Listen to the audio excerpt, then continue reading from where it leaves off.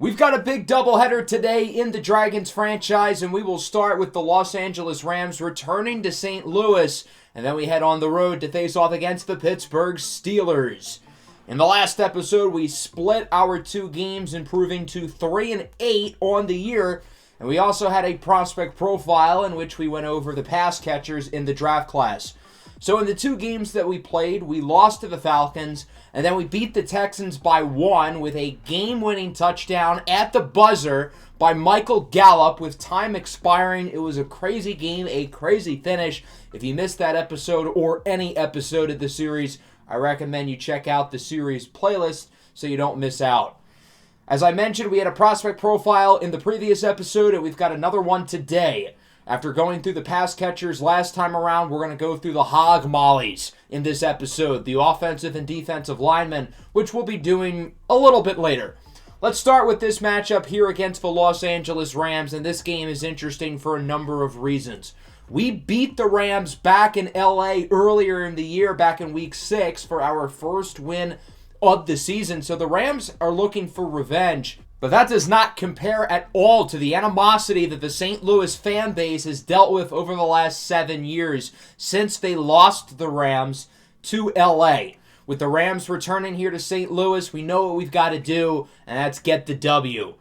Now, this Rams team is obviously not very good. When we played them the first time around, it was really just Aaron Donald and Cooper Kupp. Donald had 5 sacks before getting injured. Cooper Kupp was great as well. Everybody else, including Matthew Stafford, really struggled in that game. So I'm curious to see if the Rams are going to look like a semi-competent football team today, or if it's just going to be those two guys again. And in that case, the Dragons certainly can win this game. The Dragons have been playing very respectively over the last month or so. They're 3-3 in their last 6 games. So this team has really turned a corner after the rough start to the year, and hopefully they can keep it going against the Los Angeles Rams. Week 12 now underway of Season 1 of the St. Louis Dragons expansion franchise here on Madden 24. 3rd and 10 for the Rams. Here is Stafford. He will connect with Cooper Kupp to the 45-yard line. Expect to see those two connect a number of times today. Play action fake. Stafford with time. His pass is caught again by Kupp, who brings it to the 9, and he is hurt on the play. The diagnosis is a bruised sternum, and he will not return to the game. A major loss for the Rams offense. 1st and goal. Stafford connects with his new number 1 target for the rest of the day, most likely. Tyler Higbee for the score, and it is 7-0. Here's a look at the offense, of course, featuring Mitchell Trubisky, as it's a handoff for Clyde Edwards-Helaire, and he loses 2. Aaron Donald picks up right where he left off from when these two teams played against each other earlier in the year. Trubisky on 3rd and 11 is incomplete. Good coverage there by Amik Robertson. That'll force a punt, and the Rams will get it to their second drive of the ball game. They've got good field position here from the 49. Stafford up the middle, connects with Van Jefferson. He will bring it to the 38. Jefferson is now the wide receiver 1 for the day with Cooper Kupp out. Expect to see his target share go well up. 3rd and 9. Stafford on the run. Goes short. It's caught by Michael Carter, who gains 6. Wrapped up shy of the yard to gain by Rock Ya-Sin. So that'll bring out the field goal team. The Rams unable to find the end zone once again, but they will score as the 48-yard field goal is good. And the Los Angeles Rams now lead by multiple possessions as it is 10-0. Here returns the Dragons offense. Trubisky under pressure. He is sacked. Aaron Donald makes the play. He had 5 sacks when these two teams played against each other early in the year, and he could have had more had he not gotten injured early in the 3rd quarter. On 3rd and 8, Trubisky is incomplete, and the Rams force another stop. It's been tough sledding so far for the Dragons offense, Aaron Donald obviously being a large part of that. And the Rams have it back. Stafford off play action, connects with Tutu Atwell with a huge play after the catch. Atwell brings it to the 1. Over 50 yards on that play for Tutu Atwell. And the Rams on the goal line are going to look to extend the lead. 3rd and goal from the 3. Stafford hands it off for Cam Akers, and he does not get it. Owen Popo with the initial hit, and then Thaddeus Mathis finishes off the job. Field goal is good, and the Rams lead it 13-0 here. A rough first quarter for the Dragons as we get to the final play of the quarter. Play action for Swift. Trubisky has an open man. It's Michael Gallup, who had his best game of the season a week ago, which obviously included the game-winning touchdown, and he brings it to the 45. The Dragons are moving it well here early in the second quarter. Trubisky looks to throw it on first down. He is sacked again.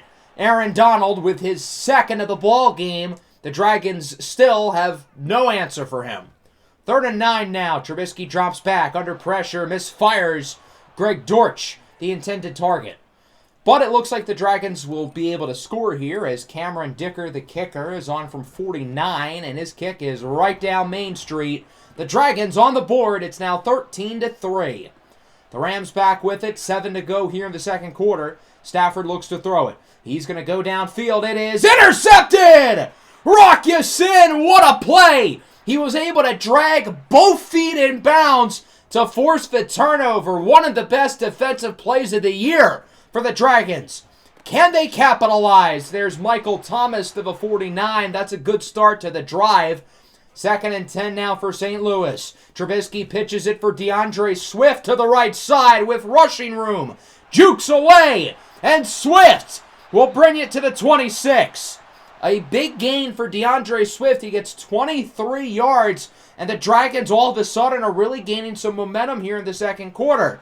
And Aaron Donald quickly stops it. Donald with his 4th TFL of the ball game, forcing a loss of a yard on DeAndre Swift. Now it is a 3rd down and 7 for the Dragons. Here's Trubisky up the middle. It is hauled in for a first down to the 10 by Greg Dortch. Trubisky 6 of 9. Nice on the day. 3rd and goal now from the 6. We'll see if the Dragons can convert again.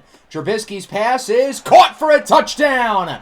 Michael Thomas with the score, fitting that Slant Boy gets the touchdown on the slant. And it is now 13-10. The Dragons bringing themselves back into the ball game. 3rd and 8. Stafford's pass is caught for a first down. Nice grab by Van Jefferson, who was hit as he caught it, but he's able to hold on. 3rd and 2 now from midfield for the Rams. Stafford looks to throw it. He's under a little pressure. It is caught, but only for a yard. And ultimately, the Rams would decide to punt it. So the Dragons will get it back with a chance to potentially take the lead before halftime. On first down, it's a screen for DeAndre Swift. He's got blocks. Nice juke move. And Swift gets it to the 26. The Dragons are trying to move quickly. They've only got 40 seconds and 2 timeouts. It's a run play. The Rams saw it coming as Aaron Donald gets another tackle for loss. The Dragons call their second timeout. Now it's 2nd and 13. Trubisky down the field. It is hauled in by Michael Thomas at the 49. They've got to keep going. No huddle, though. And now there's only 10 seconds left on the clock. The Dragons still with their timeout as Trubisky is intercepted. Jordan Fuller picks it off. And that'll wrap up a very tight first half. In the first quarter, it was all about the Rams. They outscored the Dragons 13-0. Then in the second quarter, it was all about the Dragons. They outscored LA 10-0. Let's take a look at our halftime report before we get back into this game, and we will start in the Pacific Northwest. The Thanksgiving primetime night game between the Niners and Seattle ended up being a really good game, but ultimately 3 touchdowns from Brock Purdy would lead the 49ers to the win over Seattle 34-28. The Niners 7-4, comfortably in first place in the NFC West. In Denver, Broncos country, let's cry. Deshaun Watson and the Browns currently lead 14-3 off of that receiving touchdown by Elijah Moore. The Broncos started the year off hot, but they've really cooled off since. And in the city of brotherly love, a potential Super Bowl preview, the Eagles and the Bills are tied at 7. It's been a defensive battle so far. We'll see if either offense can potentially pull away in the second half. As we move to the second half of our game, what do we need to do to win here? We started the game off slow, but we've really picked it up. We need the intermediate passing game to give us more, though. Trubisky has not been all that efficient in that area of the field. And then defensively, the run defense has been great. The pass defense, it's been a little shaky, especially in the short game. The Dragons will open up with the ball here in the third. Trubisky with a shot downfield for Michael Thomas. It's overthrown. I think Thomas had enough separation on the corner to make that play, but Trubisky just put a little too much mustard on that throw. And the Rams will get the ball, but not for long. It's a fumble. Christian Kirksey with the strip sack, and he will scoop up the fumble recovery. What a play by Kirksey to quickly get into the backfield while forcing and recovering the fumble. So the Dragons get it back. Swift loses 2. It's Aaron Donald again who brings him down. And so now it is a 3rd and 12. Trubisky looks to throw it under pressure from Donald, so he has to go short, and DeAndre Swift gains 5. So the Dragons are not going to be able to really capitalize off of the turnover, but since they got such good field position, they'll still be able to kick a chip shot field goal as Dicker makes it from 26, and we are tied at 13. The Rams offense has done pretty much nothing since the first quarter. They've got to wake up at some point as Higbee is out of bounds at the 46. That'll go for a first down. 2nd and 10 now, a little bit under halfway through the 3rd. Stafford looks to throw it. He has time. Up the middle. It's Tyler Higbee again, who will bring it to the 24. And now it finally looks like the Rams offense is back in business. We'll see if they can score, though. 3rd and 11. Up the middle. First down for Van Jefferson to the 12. Stafford is really starting to look like himself again on this drive, and the Dragons are looking for a stop now in the red zone. 3rd and 4. Stafford looks to throw it. His pass is caught, and that will go for a touchdown. Van Jefferson doing snow angels in the end zone as the Los Angeles Rams regain the lead. It's 20-13, and now the Dragons got to respond. On 2nd down, it's Clyde Edwards-Helaire with blocks. Big run for CEH. He gains 17 and is out of bounds for a first down. The Dragons are moving it nicely. It's a 3rd and 10.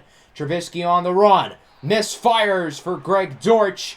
It is incomplete. So that'll make it a 4th down, and would you look at this? The offense stays on the field. They're going to go for it. Gutsy call, and it does not work as it's dropped by the defense. Quentin Lake nearly had the interception, but he's unable to hold on. The gutsy 4th down decision from head coach Scotty Pickens backfires, and now the Dragons are going to look to get back on it defensively. Higbee out of bounds at the 37 for a first down. Stafford looks so much more comfortable here in the second half than he did in the first. He has so much more poise. His accuracy's been better. Here's Van Jefferson. He gets it into the red zone to the 18. Jefferson and Higbee have really stepped up with Cooper Kupp out of the lineup. 3rd and 1, now in the 4th quarter. Stafford in the middle of the end zone. It is caught for a score. Van Jefferson with his 2nd touchdown of the game. And the Los Angeles Rams extend their lead as it is now 27-13. So the Rams have quickly responded over the last 8 or 9 minutes, and now the Dragons need to get something going on offense.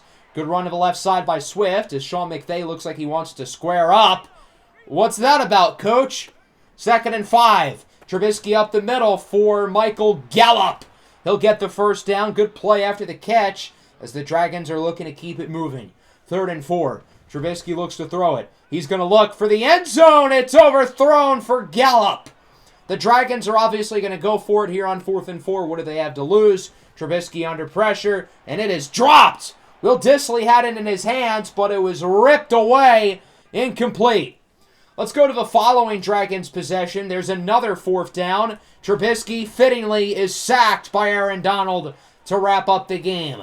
The Rams win it 27-13, getting revenge on the Dragons. We were really hoping to humble the Rams as they came into St. Louis for the first time in 7 years since this was their city, and unfortunately that's not going to be the case. The Dragons still have not won a game at home all year long. All 3 of their wins have come on the road, funny enough.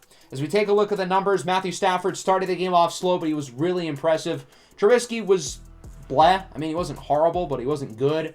The Dragons ran the ball well. I guess they had that going for them. Michael Thomas played well. Obviously, Higbee and Van Jefferson did as well. And then defensively, Aaron Donald, he's him. 7 TFLs, 2.5 sacks.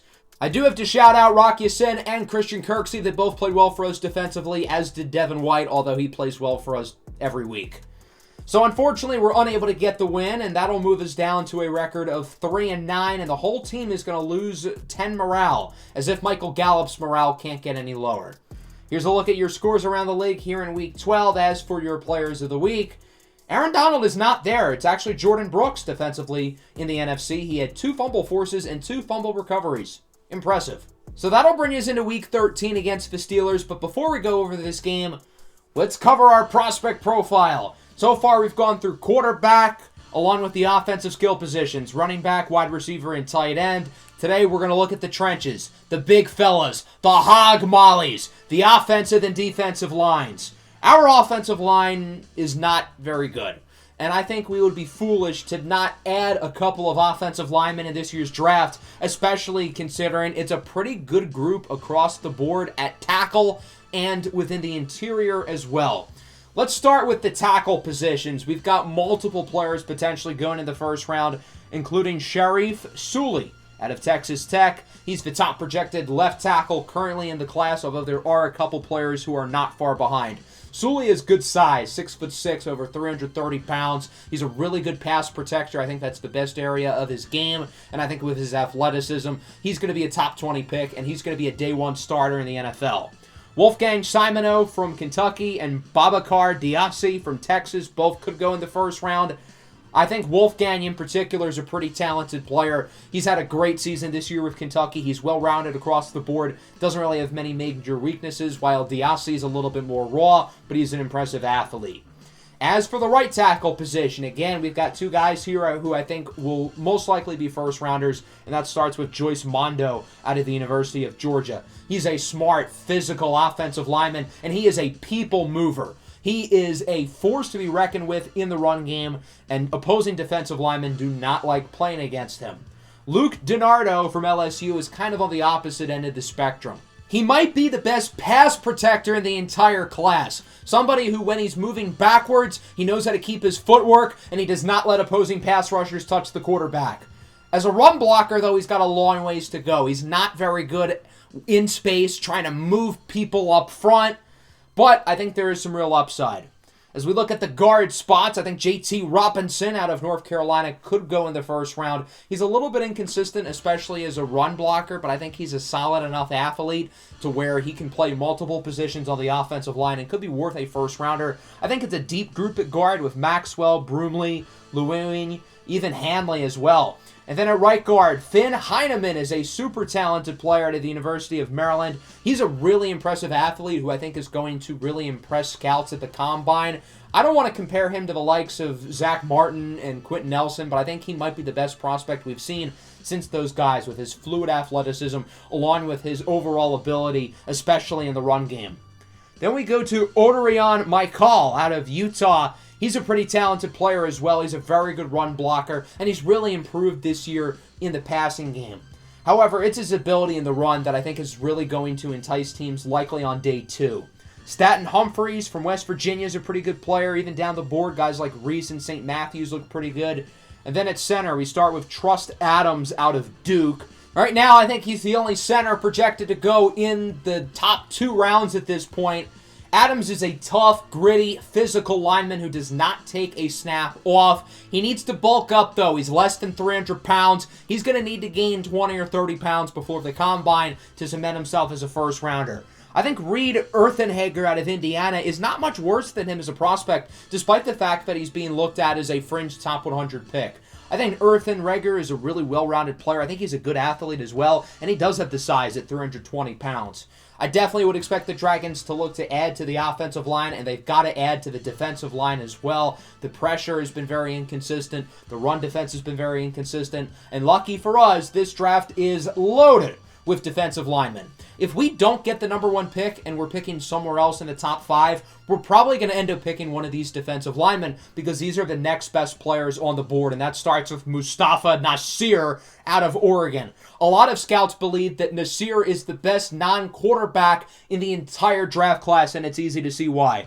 6'6", 310 pounds. He's got unbelievable get-off and explosiveness of a line of scrimmage. He's a phenomenal pass rusher. Needs to be a little bit more consistent in the run game, but other than that, I see how he could be a top 3 pick.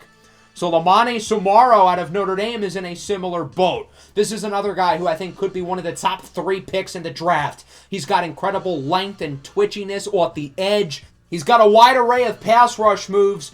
And at 308 pounds, I think he's scheme versatile. You can put him in a 4-3 or a 3-4. I think Ralph Cookins from Penn State is not too far behind these guys, though. I think he's got as good of a pass rushing toolbox as Somaro and Nasir. It's just that he's a little bit smaller and he doesn't have as many dominant wins up front, only being 260 pounds. After those three guys, there's still plenty of other talented players down the board, including Baby McFarland out of Oklahoma, a projected top 15 pick. He's raw as a pass rusher, but he's a super toolsy athlete with a lot of upside. Demir Stalin out of Ohio State is kind of the opposite. He's very polished. I think he's going to be really good right away, but he doesn't necessarily have the elite twitchiness that you look for in some of these other first-round edge rushers. And then going down the board even further, Noah Vandermeer out of Houston's one of the youngest players in the draft. I think he'll be a first-rounder. Javon Pittman's quite good. Tony Adichie out of Washington has been very solid over the last few years. The only issue with him is the medical. He's missed most of the year with an injury, but when healthy, he's really good. As we look at the right ends who could go later in the first round, again, I think there's a lot of really good options. You've got DJ Orleans out of TCU. He's been a breakout star on their defense. Walter Flemington out of Oregon State's really good, but the name to watch here is Simeon Bonnet out of Tennessee. He's been one of the most dominant pass rushers in the SEC. He's got 11 sacks this year, incredibly long arms. He is a dominant physical player who really seems to be developing quickly and has improved drastically over the last couple of years at Tennessee. At defensive tackle, you've got Isaiah Pompey and Diamond Richardson, both out of Notre Dame, along with Somaro. That's three Notre Dame defensive linemen who could go in the first round. Goomba Shalen from Washington State's really good too. But I want to look at Otto De Los Santos out of Middle Tennessee State. He has really anchored the Blue Raider defense this year. He's a very consistent player, not necessarily a dominant pass rusher, but I think the floor with him is really high. As it stands now, there are 12 defensive linemen projected to go in the top 50 picks. That's a lot, and because of that, some really talented players are going to be pushed down the board a little bit. Guys like Elijah Wan and Bassa, Olumani Dikenji, and Isaiah Evans III are probably going to go quite a bit later than they should. I think Elijah Wan and Bassa out of Georgia in particular is going to fall much later than he really should based on his talent. He's a super impressive athlete, very good run defender, pretty good pass rusher as well. I think Trajan Bleichenden is the guy to watch here at left end on day 3. He's a really impressive athlete as well. At right end, you've got guys like Cooper Wenzel and Dravion Whitecastle who look quite good, but I think Suleiman Jane out of Missouri is the name to watch. He's inconsistent as a pass rusher, but he's one of the better run-defending defensive linemen in this draft class, and I think that gives him a really high floor right off the bat. Some names to watch here on day 3 include Vilimani Matautia. You've also got players like Eric Scott. I think Florence Jackson and Muscadine could be pretty good. Even Nigel Williams in the 7th round could be a gem. And then at defensive tackle, Savion Mingo, Khaled Clark, Platonian Cephas, all very, very solid players. But I think Jonathan Kingston from Arkansas is the real gem of this group. At 6'6", 350 pounds, his explosiveness and quickness is off the charts. His production this year has been very good as well. I don't really see how he's a day 3 projection. I think his stock is really going to rise, especially with the combine. He's going to wow scouts with his athleticism, and I think he could be a top 50 pick. Even the guys down the board like Lawton Peppers and DeJuan Overton are really good. The defensive line class is absolutely loaded this year, by far the biggest strength of this draft class. And we'll see if the Dragons can take advantage of that, potentially turning their D-line from a weakness into a strength. Let's take a look at the Pittsburgh Steelers now for our Week 13 matchup. They're in last place in a very competitive division. They have built through the defensive line, and it's worked out quite well with Cameron Hayward and TJ Watt. The rest of their defense is really good. Their offense is young, but has disappointed this year, largely because Kenny Pickett has not taken the step up the Steelers fans are hoping for. Pickett's 15 interceptions thrown are more than any player in the NFL this year, so the Dragons secondary is certainly going to look to capitalize. The Steelers do have some good young skill position players, though. Guys like Najee Harris, George Pickens, Pat Freiermuth, and of course the veteran Deontay Johnson. So it should be a fun one here in Week 13. One more week before the bye week for the Dragons, who have a very late bye week this year, Week 14. We'll see if they can go into the bye week with another win, as they currently sit at 3-10 on the year. The Dragons start with the ball, 3rd and inches. It's Sean Tucker to the left side with a big run, as Tucker is pleased to move the chains to the 47. Sean Tucker has played really well in the absence of D'Onta Foreman.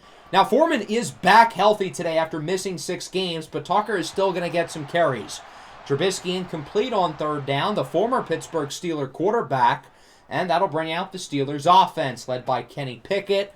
As on 2nd and 9, Pickett will connect with his tight end, Pat Freiermuth, who gets it to the 44-yard line for a first down.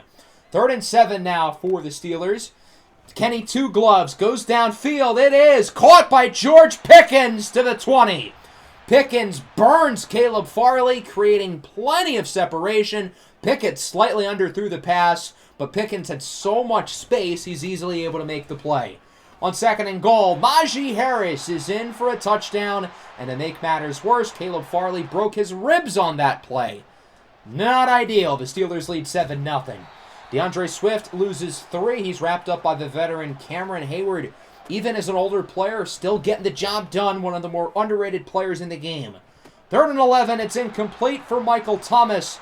Good coverage by Levi Wallace, and that'll force a punt. The Steelers get it back. Great start here in the opening quarter for Pittsburgh. As on 3rd and 12, the screen pass is incomplete. Devin White read the screen perfectly. The pass rush quickly enters the backfield, and the Dragons get it now to start the second. On 2nd and 8, Trubisky has an open man downfield. It's Michael Thomas to the 6. Big play for MT, who finally seems to be getting comfortable within the offense. Michael Thomas has been disappointing this year, but he's starting to really play well. DeAndre Swift walks into the end zone for a touchdown, and the Dragons tie it at 7. Nice score for DeAndre Swift as everybody bows in the end zone. Namaste. Knot it up at 7 apiece. 2nd and 11. Nice throw into the hands of George Pickens, who brings it to the 31-yard line. Kenny Pickett has been very impressive so far today. He's made some really good throws. His poise in the pocket, his consistency, all very good. There's another nice pass, as that'll go to the 49-yard line. Pat Freiermuth with the reception. 3rd and 2 now at the 30. Pickett hands it off for Najee Harris, and he does not get it. Devin White brings him down for a loss. White leads the NFL in tackles this year as he makes another play, and that'll bring out the field goal team for the Steelers as it's nearly blocked by Rock Ya-Sin. The kick is good, though, from 47. Pittsburgh leads it 10-7. The Dragons with it back, 3rd and 5. Here's Swift with a nice juke move off at the reception as he gets the first down to the 44. Swift has been busy so far in this first half, making plays as a runner and as a receiver. 3rd and 9, 3.5 to go in the first half. It's a play-action fake. Trubisky looks to throw it. He's going to try to send it downfield. It's caught by Greg Dortch. He's in for a touchdown. The St. Louis Dragons take the lead. Greg Dortch with a big play. Excellent throw by Trubisky. He took his time. He waited for Dortch to get some space, and the Dragons are ahead 14-10. Pittsburgh back with it. Deontay Johnson up the middle to the 46-yard line. The Steelers looking to get right back on top. Following play, Pickett looks to throw it. He's going to go up the middle. It's caught by Najee Harris, breaking tackles. Somehow gets the first and more to the 41. What a play for Najee, although George Pickens is hurt on the play. Najee on the wheel route burns Devin White, and he is gone. The Steelers are back on top. Najee Harris with the receiving touchdown. Bad coverage there from White. One of the rare Devin White bad plays. Denzel Mims drops it on 3rd and 10 off of the hit from Cole Holcomb, although it looked like he was going to drop it anyway. And the Steelers get it back off of the punt. The Dragons were building some momentum, but that has kind of gone away over the last few minutes as Johnson gets it to the 44-yard line. The Steelers looking to move quickly. They've still got 2 timeouts. Here's Kenny Pickett on first down, looking for the sideline. It's caught! Deontay Johnson! He will bring you to the 9 before getting lit up by Darnell Savage. 2nd and goal, under 30 to go in the half. Pickett to the back of the end zone. What a catch for a touchdown. It's Allen Robinson with the score. And the Pittsburgh Steelers are up by 2 possessions. Going into halftime, it's 24-14 in a high-scoring offensive showdown. Let's take a look at our halftime report. We will start with the Thursday night game as Dallas ends up beating the Seahawks 21-14. The Cowboys are now 10-2. They look like one of the best teams, not just in the NFC, but in the entire NFL. They'll be contending for a Super Bowl come January. In Tennessee, it's been all about the Titans. They lead Indianapolis 21-0. For those of you who are paying attention to the Dragons' potential pursuit of getting the number 1 pick, this is good news, as the Titans only had 3 wins on the year. and in New Orleans. Two teams in the NFC fighting for a playoff spot. It's been a close game so far. This long touchdown pass from Jared Goff into the hands of Jamison Williams would tie it at 14. Free J-Mo until it's backwards. He ain't did nothing wrong. All right, let's move into the second half now of our game. The Steelers are off to a hot end to the first half, and we've got to try to stop their offense, hopefully. The passing game has been inconsistent. We've thrown the deep ball well, the intermediate game not so much, and then defensively we are getting cooked alive by Kenny Pickett. He has been dominant through the entirety of the half. We'll see if he can keep it going in the second half as the Steelers start with the ball. 3rd and 2, short pass is caught by the big fella, Darnell Washington for the first down. The rookie tight end out of the University of Georgia moves the chains. 3rd and 2 now from the 26 with Washington in motion. He's a great blocker as it's a play-action fake. Pickett goes short and it's broken up by Christian Kirksey. Darnell Washington again the intended target, and the Steelers are going to go for it here on 4th and 2. I like the aggressiveness and it pays off. Deontay Johnson with the first down. He'll get it to the 17. Johnson's had a big game with Pickens injured back in the second quarter. 1st and goal. Kenny Pickett with a strike for a touchdown.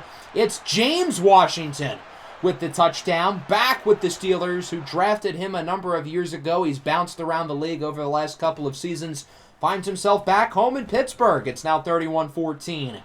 Trubisky connects with Will Dissly. He gets it to the 41-yard line. The Dragons' offense looked good early in this game, but they haven't really made many plays over the last quarter or so. 3rd and 6. Trubisky is sacked for a big loss. TJ turned down for Watt. TJ Watt brings him down. That'll force a punt, and the Steelers get it back. From the 25-yard line, first play at the drive is a handoff to Najee Harris. He bounces off the blocker. Harris with nobody in front of him. 30, 25, 20, 15, 10. He is in for a touchdown. A one-play, 75-yard drive. Najee takes it the length of the field almost, and the Steelers are up 38-14. On 3rd and 4, here is Trubisky on the run. Incomplete for Gallup. He had it in his hands, but it was ripped away by Cole Holcomb. So the Steelers are going to get it back. Their offense continues to be unbelievable today. Here's Kenny Pickett on first down with a strike for Deontay Johnson, who is out of bounds at the 35. Into the fourth quarter now, 2nd and 6. Pickett looks to throw it. He has an open man. It's Darnell Washington. Breaks a couple of tackles, bringing it to the 4. Are we sure this isn't Patrick Mahomes, but with smaller hands? I mean, Kenny Pickett is not missing throws. 2nd and goal. Pickett connects with the big boy, Darnell Washington, for the touchdown. The Steelers have a legit shot to get 50 today. It's now 45-14, and look who's leading the offense. Zach Wilson has replaced Mitchell Trubisky. Don't view this as a benching. View it as the Steelers are up by 31 points. Let's see what Zach Wilson can do. He is sacked by Cameron Hayward, and that's how his first drive of the game comes to an end. Steelers back with it, 3rd and 11. Passes incomplete. Devin White got a hand on it, unable to get the interception, though. We'll see what Zach Wilson can do in drive number 2. He hasn't really gotten a chance to play since he was benched because Trubisky's played really well. All things considered, of course. Michael Thomas gets it to the 18. That was a good audible by Zach Wilson to send Thomas down the field. Now it is 2nd and goal from the 7. Wilson looks to throw it. It's caught by DeAndre Swift for a touchdown. Pretty good drive by Zach Wilson, I'm not going to lie. And that's pretty much all she wrote. The Steelers win it 45-21 as the Dragons lose their second consecutive game. We're going to unfortunately go 0-2 today, and we will fall to a record of 3-10 on the year, entering our bye week, leading up to our final 4 games of the year. That man right there, Kenny Pickett, was unbelievable. We could not stop him at all. Kenny Pickett was Himothy today. So Pickett ended up throwing for nearly 400 yards and 4 touchdowns. He was dynamic. He was not missing throws. He was calm. He was poised. He was accurate. On the flip side, Trubisky was okay, and then Zach Wilson actually played pretty well in the 1 quarter of action that he got. Big game for Najee Harris. Big game for Deontay Johnson. Darnell Washington was good. Pat Freiermuth was pretty good. And then defensively, Devin White was great, as was Cam Hayward. And other than that, nobody else really stood out for either team defensively. Caleb Farley and Ed Ingram are both injured. Both Farley and Ingram have not played well at all this year, so hopefully their backups end up being upgrades. Here's a look at the scores around the league here in Week 13. As for your players of the week, unsurprisingly, Kenny Pickett on the list after having a career game. Again, 400 yards and 4 touchdowns. So that'll bring us to the bye week, and in case you're curious where we are in terms of draft position, if the season ended today, we would have the 2nd overall pick. The Bucs are the only team worse than us. We're tied with Washington, but since they beat us, we would pick ahead of them. So if this were to hold up, the Bucs would most likely pick Puma Whitlock at number 1, and if we stay at pick 2, chances are we look at one of those defensive linemen like Mustafa Nasir or Soleimani Samaro out of Notre Dame. So that'll wrap up the episode. I hope you guys enjoyed. Make sure to leave a like and subscribe to the channel if you are new. Peace out.